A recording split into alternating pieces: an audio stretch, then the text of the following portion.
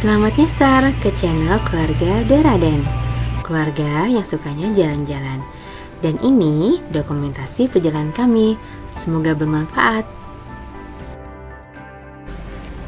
Road Trip Bogor Sumbawa Part 1. Seperti biasa, semalam kami sudah loading barang. Jadi tinggal masukin sisanya nih, termasuk 2 kardus besar isinya percemilan buat nyuapin Pak Sopir. Sebelum subuh berangkat dan nanti di puncak kami cari masjid untuk subuhan. Tarif tol Bogor Surabaya lumayan mahal ya, jadi pastikan saldonya cukup agar tidak menghambat. Rest area tol Cisumdawu meski sementara, tapi alhamdulillah sudah ada toilet portable, warung makan, dan SPBU modular, tapi hanya Pertamax. Sedangkan Pertamina Dex dijual kemasan. Kami makan pecel lele, tapi siap tisu basah karena keran airnya rusak.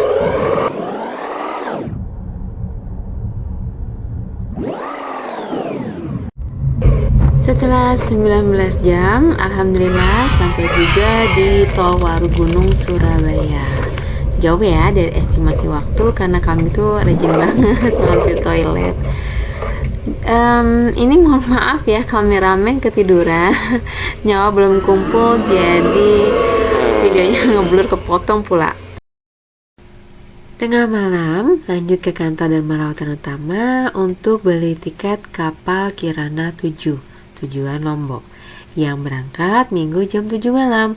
Tapi sayang, ternyata penyeberangan sudah full sampai tanggal 27 Desember. Sebenarnya bisa pesan online lewat aplikasi DLU, tapi karena ragu dengan tanggalnya, jadi kami pesan on the spot, malah kehabisan. Plan B nyebrang ke Lombok dari Pelabuhan Jangkar Situbondo, tapi karena sudah larut malam, jadi menginap dulu di Sans Hotel Raja Wali. Lokasi dekat pelabuhan, bersih dan nyaman. Pagi harinya pas cari sarapan lewatlah gerobak soto bapak tua ini. Jadi kami sarapan di pinggir jalan soto kari daging. Alhamdulillah enak, dagingnya banyak, tapi sayang kuahnya dikit. Nah, terjawab sudah ya kenapa kuahnya dikit. Tapi semangat cari nafkah patut diacungi jempol. Laris manis nih. Check out dan bismillah, lanjut lagi. Jadwal KMP Jambol tujuan Lombok masih nanti jam 8 malam. Jadi bisalah ya kami mampir makan siang dulu di Rawon Nguling. Rasanya belum afdol kalau belum ke Rawon Legend Pasuruan yang berdiri sejak tahun 50-an. Jadi kalau liburan ke arah timur sempetin ya ke Rawon Nguling. Dari tol Paspro ini kita keluar pintu tol Tongas ya, dan hanya butuh sekitar 10 menit untuk ke Rawon Nguling. Nah, kalau destinasinya Bromo bisa juga nih.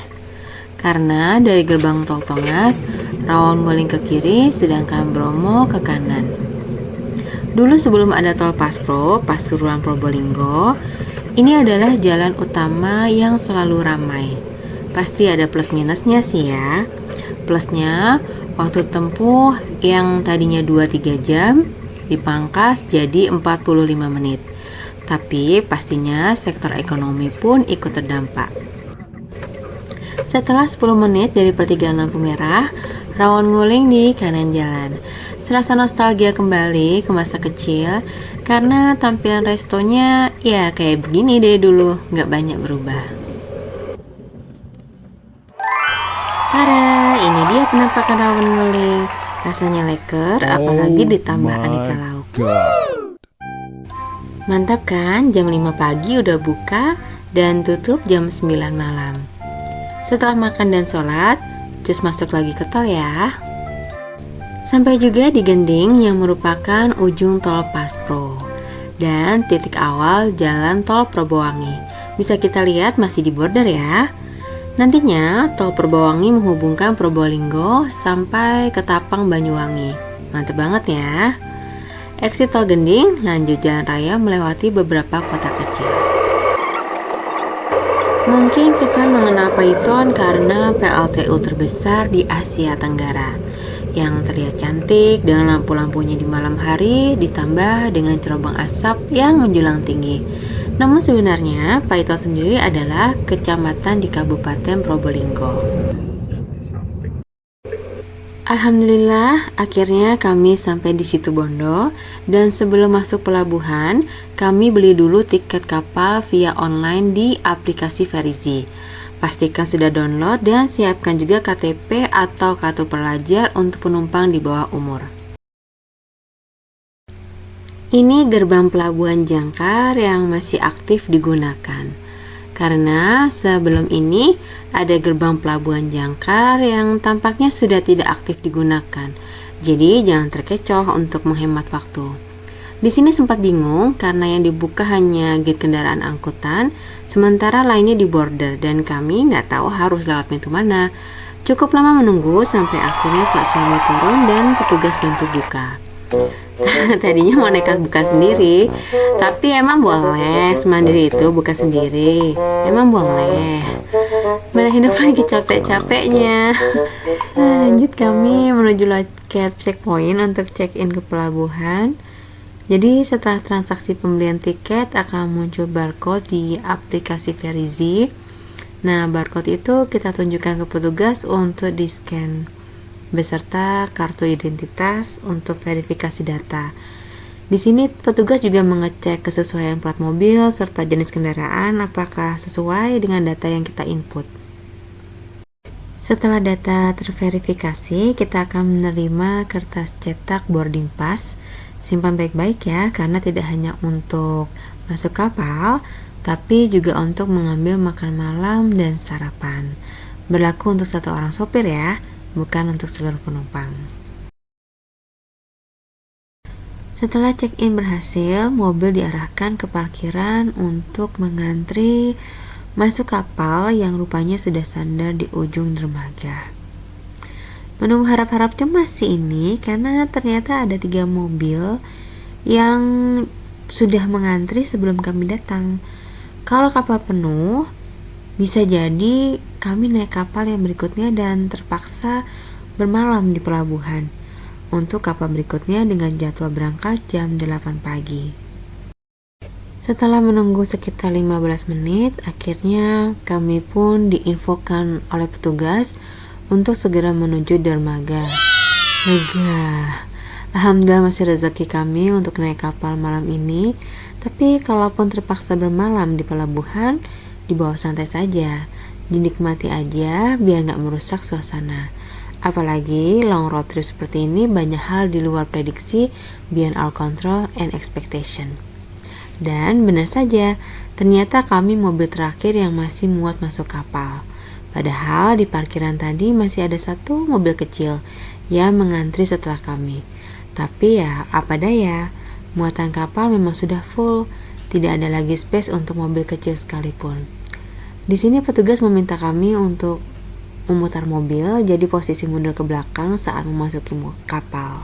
Meski tidak muat lagi untuk mobil, namun rupanya kendaraan motor masih bisa diselipkan di antara kendaraan besar. Pastinya tidak melebihi kapasitas muat kapal, tapi ya resiko mobil kebaret bisa terjadi. Meskipun mobil terakhir yang masuk kapal, tapi alhamdulillah masih kebagian kamar yang disewakan dengan tarif 400.000. Harga yang worth it banget, mengingat waktu tempuh Situbondo Lombok bisa sekitar 16 jam. Sekilas tampaknya kendaraan angkutan yang memenuhi kapal. Mungkin karena lintas Jangkar Lembar ini baru dioperasikan 15 Desember 2023, menggantikan lintas ke Tapang Lembar. Jadi, belum banyak wisatawan dengan mobil pribadi yang mengambil jalur ini.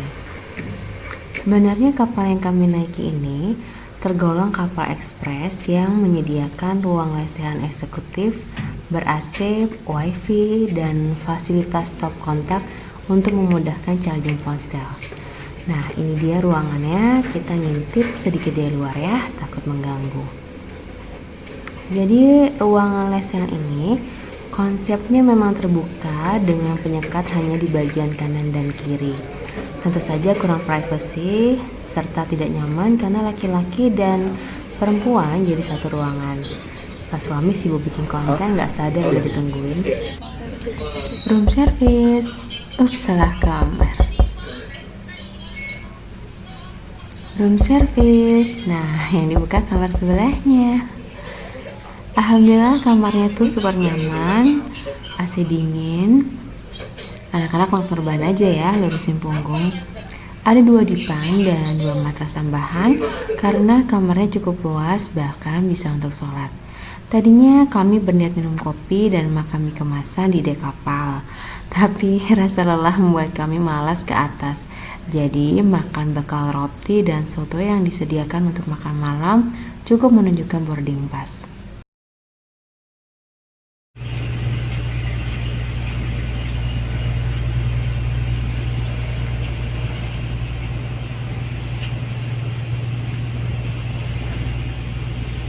Selamat pagi dari Laut Bali.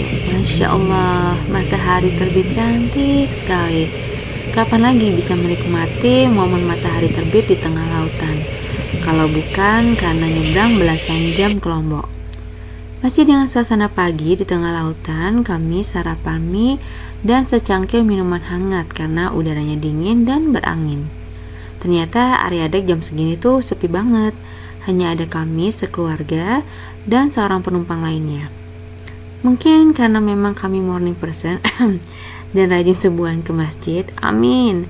Jadi setelah sholat subuh susah untuk tidur lagi atau sekedar rebahan, apalagi melewatkan momen sunrise yang cantiknya tuh satu kata, mind blowing.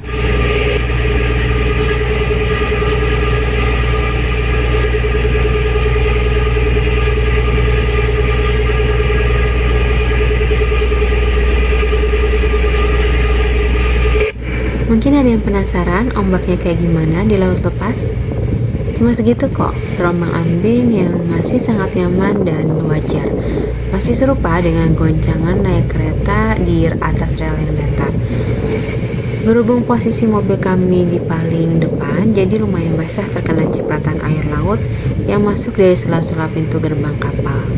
PR nih, harus segera mampir cucian mobil. Dataran hijau di depan pandangan mata ini adalah Pulau Bali. Bisa dibilang kita sudah 3/4 perjalanan, jadi sekitar 5 jam lagi tiba di Pelabuhan Lembah Pulau Lombok. Sedikit bercerita, di tahun 2018 kami juga melakukan road trip tapi hanya sampai Pulau Dewata. Jadi road trip hingga Lombok dan Sumbawa ini super excited. Terlebih kali ini perjalanan tunggal. Sementara dulu konvoy bersama keluarga besar. Kali ini berbekal info dari sesepuh YouTuber seperti ajak anak dan keluarga istri 5, kami nekat melakukan road trip yang jauh ini. Barakallah untuk para traveler yang detail berbagi info serta tips perjalanan di channel YouTube-nya. Dengan begitu makin banyak orang yang tertarik berwisata, tapi nggak buta-buta amat untuk mengeksplor. Karena Indonesia tidak hanya punya Bali yang mempesona, tapi juga pulau-pulau lain yang tak kalah elok. Alhamdulillah, sampai juga akhirnya setelah belasan jam berlayar. Pulau di depan sana adalah Pulau Lombok, sekilas serupa ya dengan Pulau Bali karena bukitnya hijau rimbun pepohonan. Tampak juga kapal-kapal feri lainnya yang hendak bersandar, membuat view menuju Pelabuhan Lembar semakin menawan. Seluruh penumpang sudah diinfokan untuk kembali ke kendaraan masing-masing karena kapal akan segera sandar. Sebenarnya lega akhirnya menuju daratan setelah 16 jam, tapi karena ternyata berlayar itu sangat menyenangkan dan anak-anak pun happy menikmati suasana, jadi ingin masih berlama-lama dan mengulang sunrise. Terlebih saat ini anak-anak sudah beranjak remaja, jadi mereka lebih bisa menikmati dan beradaptasi dengan segala suasana. Rencananya, begitu tiba di Pelabuhan Lembar, kami akan lanjut jalan darat ke Pelabuhan Kayangan. Karena destinasi utama kami memang Sumbawa, yang letaknya paling jauh, jadi kami berencana mengeksplor Lombok dan Bali arah pulangnya. Apalagi, alhamdulillah terkondisikan sampai di Lombok masih siang, jadi masih bisa lanjut ke Pelabuhan Kayangan untuk menyeberang ke Pelabuhan Pototano Sumbawa. Sekedar informasi, Pelabuhan Lembar terletak di Pulau Lombok bagian barat, sedangkan Pelabuhan Kayangan terletak di Lombok Timur dan hanya butuh 2 jam untuk sampai ke sana. Jadi untuk efisiensi waktu lebih baik lanjut menyeberang ke Sumbawa daripada menginap di Lombok. Semoga list destinasi bisa tercapai seluruhnya. Amin. Tapi tetap ya, kesehatan dan keselamatan adalah yang utama. Jadi kalau Pak sopir merasa lelah, ngantuk, lebih baik istirahat. Begitu juga kalau anak-anak kurang fit. Karena ini perjalanan jauh yang harusnya fun and happy. Nikmat penuh syukur. Selamat datang di Pulau Lombok. Dan ini merupakan akhir dari video road trip Bogor Sumbawa part 1. Terima kasih sudah nyasar ke channel YouTube Keluarga Deraden. Semoga sedikit yang kami sampaikan ada manfaatnya. Jika ada saran atau hal menggelitik yang ingin ditanyakan, silahkan tinggalkan di kolom komentar ya. Sampai jumpa lagi di part 2. Semoga sehat selalu.